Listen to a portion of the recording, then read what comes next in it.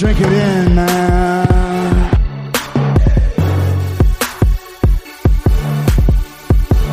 Touchdown, Detroit Lions! Cornbread! Cornbread! Cornbread! Drink it in, man. Touchdown, Detroit Lions!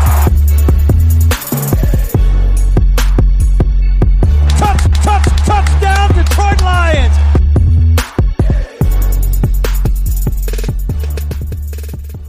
Detroit Koolaid drinkers. What's going on, everybody? It's your host, Eric Oakley, right here on the Detroit Koolaid Cast, talking Lions football every week. You know how we do. And I want to make this a little bit of a shorter show. I'm going solo, but you're definitely going to want to stay tuned in, because this isn't going to be the same old show, the same old things you hear on every other station, podcast, read articles online, whatever it may be. No, we're not going to do that, because I'm starting the show hot with what I like to call the reverse rant. And that's simply this. I could come on here and I could rant and rave about what happened in New England, but I'm not going to do that. I could get on here and I could go crazy talking about why does Dan Campbell go for it on every, and I'm talking about every, fourth down, and he doesn't get any of them. I could do that. I could, but I'm not. I could go nuts about hearing the same old things and seeing the same old stuff from the Detroit Lions. But why would I do that here on the podcast? This is the Detroit Koolaid Cast, where we serve it up so you could drink it in. Drink it in, man. Side of cornbread. Cornbread! Make it a double. Cornbread! You guys know that's what I do on that show, so why would I come in there? Do you think I'm going to come on here today and easily make a bunch of injury excuses? I'm not going to do that. And here's where I want to almost like end my reverse rant before I start telling you guys why you need to be excited about the Detroit Lions, both now, in the near future, and long term. We're also going to hit the Twitter machine, the Kool-Aid hotline, and then I'm going to finish the show telling you why Dan freaking Campbell, I'll tell you why he's the guy, why he's still the perfect guy for this team, this city, and this current situation. So that's all the reasons and more why you got to stay tuned in. There's no doubt about it. But here's to end my reverse rant. This is a rant about people out there ranting about stuff they shouldn't be ranting about. And it's simply this. Are you telling me? I heard multiple people. This is news media. This is longtime fans. These are people on Twitter. I saw lots of things. This was it for people. They're never going to watch another game. They're not going to follow the Detroit Lions. This was their breaking point. Is this really the hill you're going to die on? A week 5 matchup against the New England Patriots in Foxborough, where we scored no points and they scored, 29 points. That's what's making you quit on the Lions after you've, loved them for, of course, here's the old bit, where's the siren, where people, I've been watching the Lions for 62 years, and they never, every person I hear call up sports talk radio has to tell you how old they are, how long they've been disappointed or been watching the Lions, and why they'll never get, all this garbage, right? But the funniest thing is, week 5 in 2022, in early October, was it for you. This wasn't a playoff loss. This wasn't a we should have won the division. This wasn't a deep playoff run that falls short. This is a week 5 doesn't matter type matchup that we didn't play well, but I can't understand why I heard lots, to be honest, of people that were like, I'm done. That was it for me. Really? That was it for you? You've been rooting on this team. You've been repping this city. You've been supporting everything that's going on, and that did it? That was the moment you can't get past? You gotta be kidding me, people. So I'm going to serve up Kool-Aid today. I'm going to try to entertain you. And we're not going to mess around. We're going to keep this show tight, and we're going to talk about why you need to be excited about the Lions. And I'm not talking about, hey, wait 4 years and this is what I'm talking about right now. Right now, when everybody's jumping off the wagon, everyone's quitting the team, everybody's like, oh man, the Kool-Aid was no good. Oh, this team sold me a bill of goods. No. And the first thing we want to talk about is the offense is electric. This team was the number one offense for 4 weeks. 4 NFL football weeks. The Detroit Lions were the best on the offensive side of the football. They haven't been healthy. They haven't had everything go perfect. They were still the number one team. So out of 5 opportunities, they've played 4 great games on offense and had 1 clunker. It was a bad clunker, don't get me wrong, but 1. So if we do the math, quarter of the season is basically over. And 4 good, 1 bad. I'm pretty sure you'll take that if that pans out the rest of the season. Are you going to take like 12 or 13 really good offensive performances and, 3 or 4, 5, whatever it is, where it's medium of the pack, maybe one other really bad one, and then, another one either good or bad in the mix? Yeah, I'm pretty sure you're going to take that and be happy with it. So, I think that they can still do really good things offensively. The reason I think that is because I just continue to look around at this offense where we currently sit with this team, and I see young talent. I see a young offensive line. I see guys that can do lots of things up front to help the quarterback and the run game and the pass game. I see guys like Swift, Swag, T, J, Hawkinson. I see DJ Chark coming back. And yes, we do have a soundbite. Go DJ, that's my DJ. Go DJ, yeah. See, I'm getting better with the drops there. We have Amon-Ra St. Brown. That's for all the people on the Kool-Aid hotline, especially Bo DeFrisco. Bo, when you call up and you do the gimmicks, don't do Amon-Ra and then go right into a normal St. Brown. It's either ARSB or Amon-Ra. You gotta just leave it with that. I mean, we know what his last name is, but St. Brown out there, you got the Serpent out there making plays, looking extra silky. We haven't even seen or even felt the presence of my number 2 bullet of why to be excited, and that's Jamison Williams. Like, this kid's been talked up to death. It's almost like he'll never reach the expectations, but my thing is, I think he's so good and so swaggy that I think he might. I think he might come out of the gates, and before you can blink, he's catching a deep ball down the football field and giving you a dance afterwards. Has a whole bunch of swaggy gear. He loves his teammates. Like, I think that's the thing that'll put this offense over the top. But we're talking 4 or 5 different receivers that can all do things before you even get into the depth. We're talking about 2 running backs, an offensive line, and my buddy Chops, this boy, Jared Goff, playing good ball. He is out there throwing spirals, everybody. He is throwing spirals. He is hitting people in stride, and he seems very, very confident. So that's the reason you need to be excited. The first reason. 4 out of 5 great efforts from the offense. Would like the wins to be there, no doubt about it, but they were in 4 of those football games. But because they had one horrible offensive and another not so great defensive performance, you want to quit the team. You want to quit supporting this team.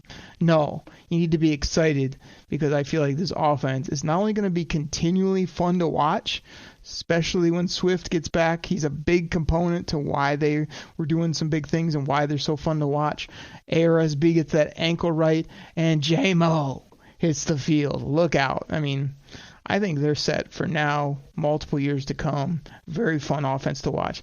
The other reason you need to be excited instead of bagging on this team and quitting, this is the youngest football team in the National Football League. Like, we have young ball players up and down the roster. I mean, Our average age, I don't have it in front of me, is probably like 24, 25-ish, right? Like, that's prime years for guys to get better, guys to earn second contracts, guys to come into their own. We're not talking about an old beat-up veteran squad like we had sort of when GQ was doing his thing and then him and a few others burn out and we don't have a squad anymore. No, this is still a young, up-and-coming roster, the youngest squad basically in all of football. Like, that's something to be very, very excited about. Now, some of you are like, but Oakley, some of these young guys haven't balled yet, and I think I'm going to quit on them. Why? You really going to quit on Levi, a.k.a. Big Denim, just because he hasn't showed up yet? You really going to write Josh Pascal off because he didn't show up in week 1 of training camp and ball for you? You really going to say Jameson Williams should be traded when he hasn't even played a down for us or down in the NFL and we know how electric he is? You want to write off all these players just because they don't show up day one being electric? It's been plenty of time. Does anybody remember how bad Darius Slay was when he first got here? He was non-existent for his first year and a half. And then all of a sudden, bam, he shows up, he's wagging fingers, and he's in the Pro Bowl soon after. So, get excited about this youth. Get excited about some of these players that maybe they're not doing anything now. Maybe you're down on them. Maybe they're frustrating you. And maybe in like 4 or 5 weeks, you're like, man, what's wrong about that guy? Look out, here we go. This guy can ball. I was being a little bit negative. I was being a little, wasn't drinking that Detroit Koolaid. I think a lot of you will be in that boat before you know it, especially those that are quitting here so early and on such young football players on this team. I already went over it. I mean, you're looking at, in the next few weeks, getting these guys back. DeAndre Swift, ARSB, Josh Pascal, possibly Levi, Romeo, and that man JUUURRRYYY, Jury Jacobs. Those guys all might return in the near future. And I know you're saying, oh, Cram, Levi's never going to play again for the Lions. How do you know? How do you know that Levi's not back by mid or later in the season? Why are you writing off his whole full season? We're through 4 or 5 games. This is an 18-game marathon. You telling me Levi can't come back maybe by week 10 and have a great end stretch, and you're writing him in as the starting defensive tackle in 2023? Of course you should be if you're drinking that Kool-Aid. Drink it in, man. Cornbread! And could you imagine if by the Dallas game, which is our next football game after the bye, Swift, Amon-Ra, Pascal, and Jury are all back? You know, that's a big boost to your football team. I mean, that gives us a great chance to go in and compete at a high level in that game and games moving forward. Another reason you should be very excited about this squad, I might talk a little bit about this later, is there is a certain moxie, a certain alpha mentality when I see Dan Campbell talk, Brad Holmes, the coaches, the assistant coaches, some of the players on this team that have been in the league for a while. Like, we got talent on this team. We can compete with anybody. You hear Dan Campbell's not scared of nothing. He's not sitting here worrying about what all the fans are chattering about. He's not sitting here shattering in his booth. This guy's ready to go. And we've never had that since I've been a fan. We've never had a certain alpha. I mean, the closest we had that I can remember is Jim Schwartz had a lot of outwardly confidence and moxie, and that worked for a while, and then it didn't work. And then all that moxie and all that bravado he was trying to bring to the team bleeded into his players being in the police blotter every other day. And that's when his ship started heading downhill quickly. So I feel like from the GM down, we have a swagger, we have confidence, we have no fear, we have a sense of going out to get dynamic players at positions, premier positions, whether that be defensive line, wide receiver, potentially future quarterback. I feel like they're doing it right. It's just not there yet. And You can tell me you don't want to hear patience and I don't want to wait around anymore. Like, I still haven't seen guys that are approaching the game like this and are, I don't know, there's just a certain, like I say, it's an alpha mentality of, okay, it might not be going great right now. Dan Campbell said they hit rock bottom, but does he look scared to you? Does he look like he doesn't know or think he knows what he's doing? Is this a regime? It's like, oh, poor us, we're this, we're that, no. That's not happening at all. So you got to be excited about that. And my last big point of why you need to be ultra excited about the Detroit line, two things. I'm going to add a second thing. If you guys follow me on Twitter, you guys can find me at Derek Okrie. That's spelled DerekOkrie. You saw me put a tweet out recently that didn't get a ton of reaction as I thought it might. But it's probably because you don't believe it. And I can understand why you don't. But I said straight out, like, I could see the Lions, they're 1-4 right now. I could see them losing at Dallas. I could see them losing at home to Miami. I could see them losing at home to the Packers, which I hope they don't, because I'd love to beat the smug number 12 every time, twice on Sundays at 1 p.m. But I could see them literally, so that's literally 1-7 is what I tweeted. I could honestly see the Lions being 1-7. And then I think I said, looking at their schedule, the only game I see as an auto loss is Buffalo on Turkey Day, unfortunately.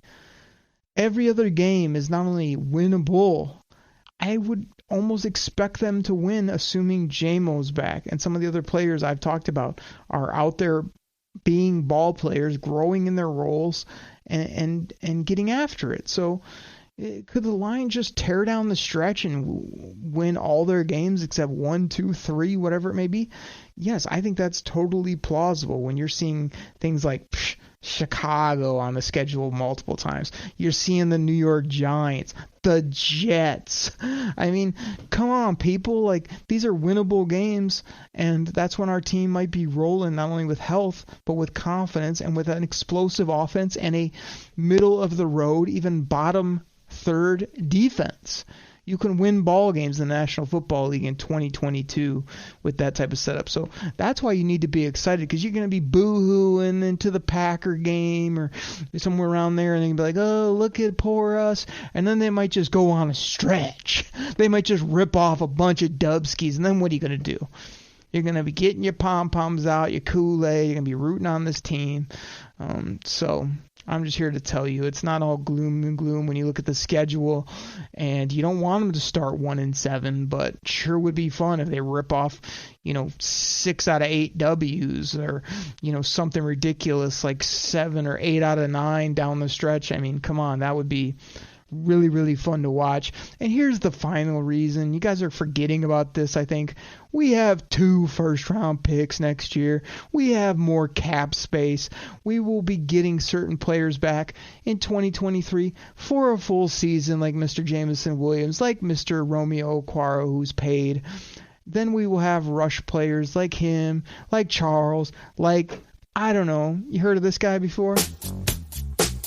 He will be in year 2 getting after quarterbacks and unleashing his talent. Unleash Hutch. I'm ready to unleash Hutch. So it's not about rate this second. Do I want to win? Sure. Do you want to win? Of course you do. All Lions fans, I think they're just going to roll out of bed and win every game. But looking forward, it looks bright. I'm telling you, it looks exciting. So don't give me this, I'm quitting the team. This is SO. This is what I've seen before. How could they be 1-4? Calm down. Lots of things to be excited about. Lots of things to be fired up about. Drink it in, everybody. Drink it in, man. Cornbread! All right, I'm going to get my commercial sponsors in here. That was probably 15, 20 minutes just getting after it. After the break, do some quick Twitter shouts here and there, get some updates, and then talk about Dan Campbell, talk about the head coach, talk about why he's the guy here in Detroit.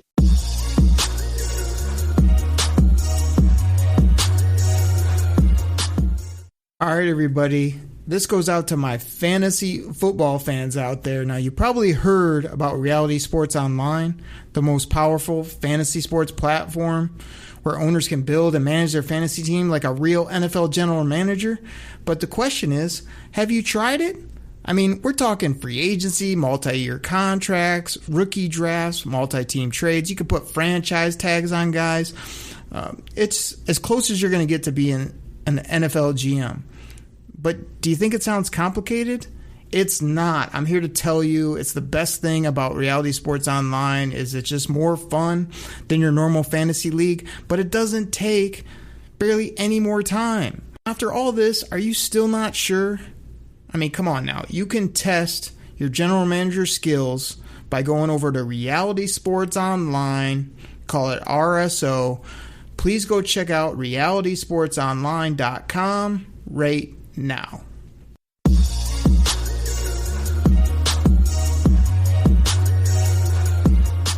All right, Kool-Aid drinkers, back from the break. Thank you so much for listening to the podcast. I really appreciate it. Always love jumping on here talking Lions football, even when life is crazy and hectic. As you guys probably know, you're like, man, okay, I don't got time to listen to the pod. I'm doing 8 million things. I feel the same way. Busy as could be, lots of stress, lots of blessings going on over on this end. But I love talking Lions ball, either on the pod or with you guys on Twitter, or you guys that hit up the Detroit Koolaid Cast hotline, which is 989-272, Kevin Smith, Herman Moore. You guys know what those numbers are. 3484 to finish out the hotline. So 989-272-3484. You can call up, leave a funny message. You can text in. You can leave a voicemail. You can try to catch me live. Might pick up the phone at any point. Who knows? We got Pistons ball is back. The Wings are hitting the ice later this week. Lots going on in Detroit sports. But I want to just bring up a couple of these. I randomly, throughout my crazy work schedule and things that are going on, for some reason I just wanted to throw out some of these things and get your guys' reaction. So if you guys follow me, started typing and I was like, hey, was Aleem McNeil worth that third round pick? I mean, I often don't notice him out there, and the impact plays seem to be slim to none. Now, Aleem McNeil's not slim. He's big plump, but his plays have been a little slim to none. I realize that he plugs the middle, but the word was he was going to have those sweet feet and be able to rush the passer much better. So some good reactions from different people on that so far. I also said, do you pay Swift to keep him in Detroit, or does his injury history just scare you away at this point? I wrote I think the guy's an elite talent, but based on him being a running back and the injuries I've seen, I'm hesitant to cut that check to CTC, as Rasheed Wallace used to say. I hate to see another talent walk out the door, but Swift's really going to have to ball, and they're really going to have to get that cap figured out to hopefully keep this guy. But he can hit a home run any day of the week, can catch the football, do everything you look for. So we'll see what happens there. And I also had to put a little something out about my boy Derek Barnes. I mean, gosh, Derek Barnes is like a guy that I thought was going to ball this year, was going to come into his own, was going to be a beast. But I had to tweet out, does anyone have any opinions or hot takes on Derek Barnes? He's really disappointing me this year, as I never even notice him on the field. And he still doesn't even seem to be on the field that much either. So these are the type of things I'm throwing out, just trying to gauge the fan interest, get you some of your guys' opinions back, throw those out as I have time. I also, what's been going on the Kool-Aid hotline? I'm not going to play a Bo DeFrisco call. I don't think he called in this week. Normally he calls in. He's been repping on the Kool-Aid hotline. The tuna. I mean, the tuna's been all over the hotline, giving me hot takes about the team, ranting and raving, which again, this is a positive show. I'm getting you guys excited, so I'm not gonna read all those off. But Tuna, keep bringing it, man. I like your passion. I know you're frustrated and whatnot, but you're taking that next game approach and trying to get it together. Haven't heard recently, but I hope he's doing well. He's a busy man as well, and that's Cornbread! Jerry from North Carolina. You guys know who he is. Cornbread! Jerry from North Carolina. Hope he's out there doing well. And gosh, Frank Ribble, I gave him a shout out last week. He's still all over the Twitter machine doing his thing, putting out some great stuff. And yeah, man, it's just always fun. Lots of people are getting real comfortable, which I like, of before the game starts, I'm getting a ton of messages. After the game, getting your guys' reaction on here. I'm trying to get back to you as soon as I can. Talk some Lions, no question. So keep those coming. You guys know who you are out there. Too many names to list off at this point, to be honest. But I do want to give a couple quick shouts to some of the Detroit Koolaid Cast Fantasy League. This guy basically, he didn't tell me I have to do it, but I kind of got to do it because I kind of ragged on him last week.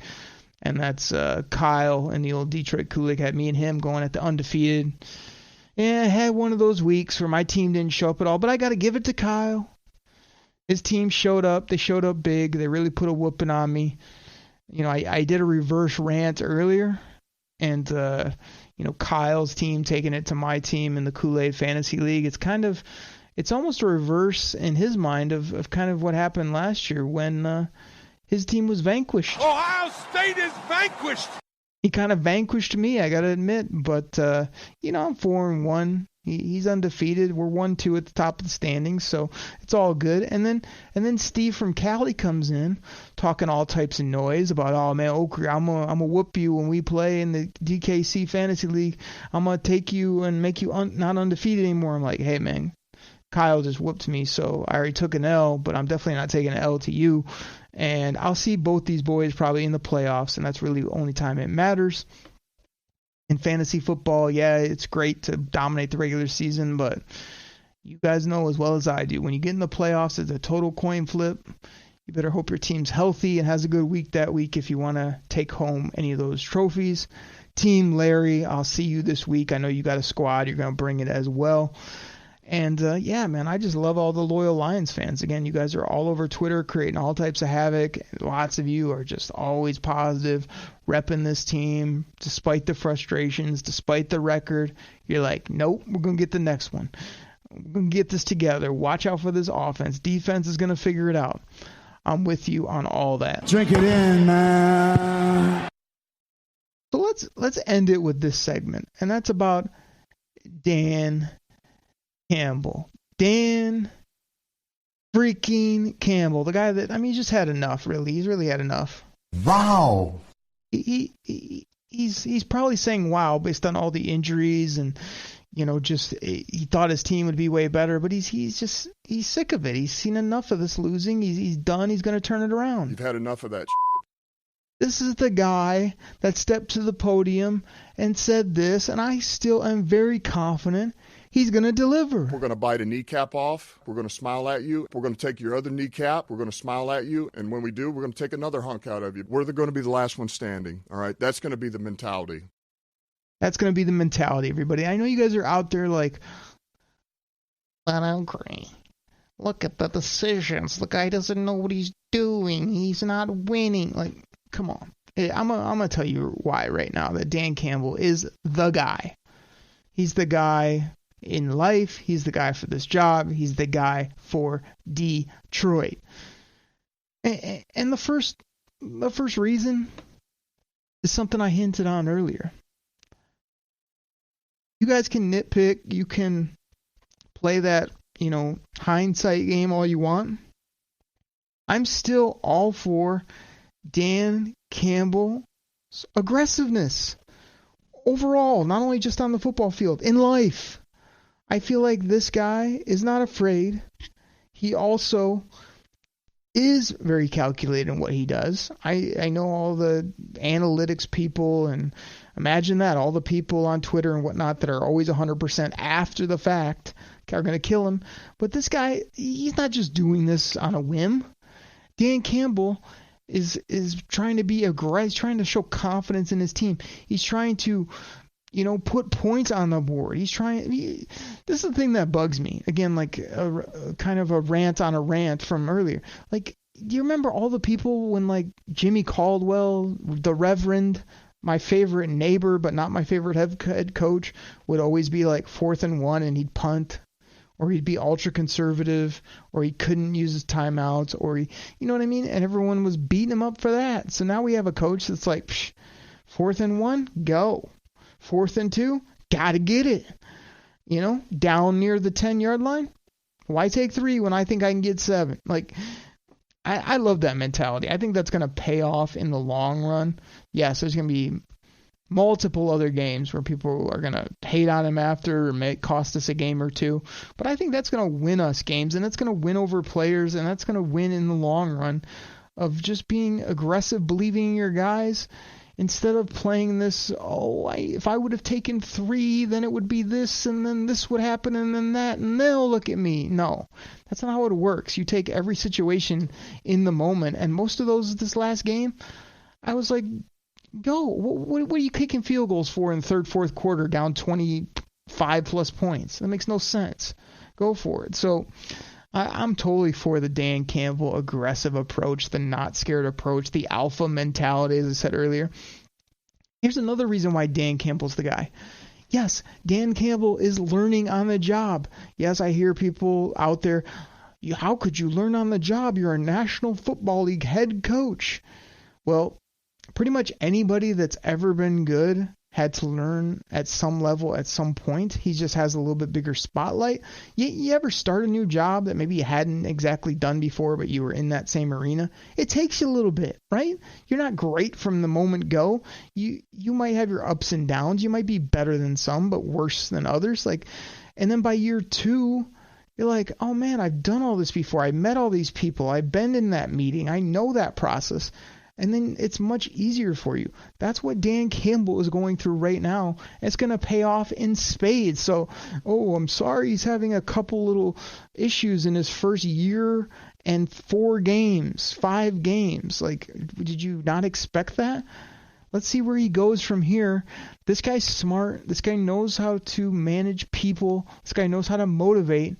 He will learn, he will adjust, and he will continually get better as we go. Well, he didn't get better from game 3 to game 5. I'm talking about the big picture, folks. So everybody learns as they go. Everybody somewhat learns on the job. And as long as you progress in a few, months, years, whatever your timetable is, you're like, man, I can't believe what I did, day 4 on this job or at this, place I'm living or whatever. And now look at me. It's the same with Dan Campbell, man. So I'm totally fine with it in that area. The other reason Dan Campbell's the guy and all you guys need to get off this guy and stop running him into the ground is because Dan Campbell's a real dude. He's a human being. He's a guy that loves football. He loves his players. He loves Detroit. He's doing all he can to win. You think he's sitting back there with his feet up just like, oh, well, we can't compete this week. Another loss.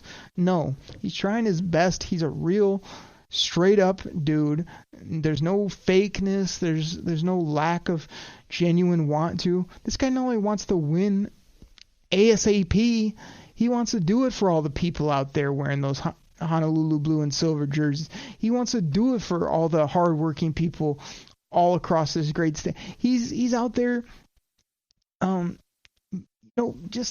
This is a guy that you could talk to like a human being. He cares. He loves it, and that's something you can't quantify. We always get in these arguments with Logan Lamrendier when he comes on. Well, okay, I can't talk about heart of the player because I can't get a stat on that. There's no stat for what Dan Campbell has, man. He has it.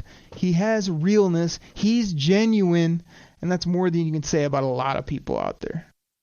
Straight up. The other thing is, Dan Campbell knows ball. This guy's played for a long time. This guy's coached for a long time. This guy was around. He was Sean Payton's right-hand man for, how long? 5, 6, 7, however many years? Like, he saw everything that guy did. He's learned everything that he needed to know. He knows football. Don't tell me from your seat, your microphone, your chair on Monday, Tuesday, Wednesday, Thursday, Friday, or Saturday that you know better than Dan Campbell, because you don't. Okay? This guy knows football. He's a football guy, and he will prove that over time. I could go on, and all you guys are probably tuning this out. Oh, man, this is that Detroit Koolaid. Drink it in, man. This is that, like, overly optimistic show, whatever. Drink it in, man. You guys have heard my frustrations on this show, but did I have Dan Campbell as my top candidate for the job? No. Am I going 1 year and 5 games in and saying, can't coach, get him out, start over? No. And here's the main reason why I'm not doing that. Dan freaking Campbell is a leader of men. You hear me? That's the biggest thing to being a head coach. I don't need people drawing it up on the grease boards and trying to show how smart they are, but can't lead the most alpha males into battle. Dan Campbell can do that.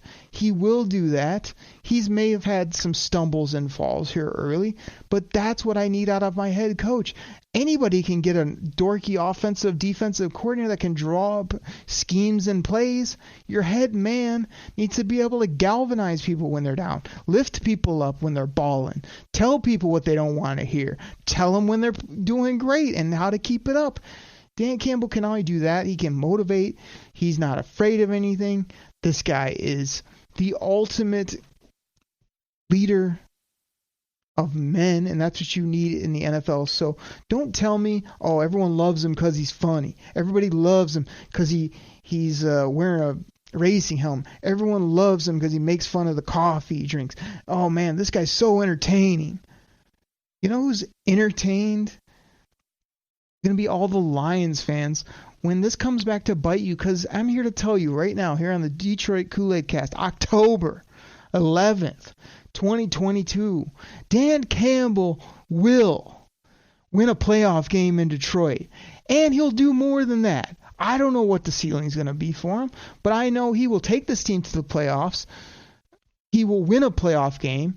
He will eventually win multiple playoff games, and he will be loved by this city because he has all the characteristics I've already talked about. He wants it badly.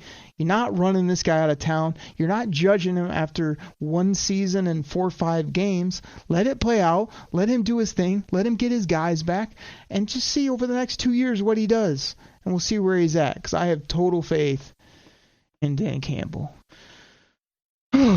There you go, everybody. That's what I got for this week. Normally I do a score prediction, how it's going down. You guys know the Lions are on a bye week. Kick your feet up. Enjoy some football. Big Michigan game this weekend.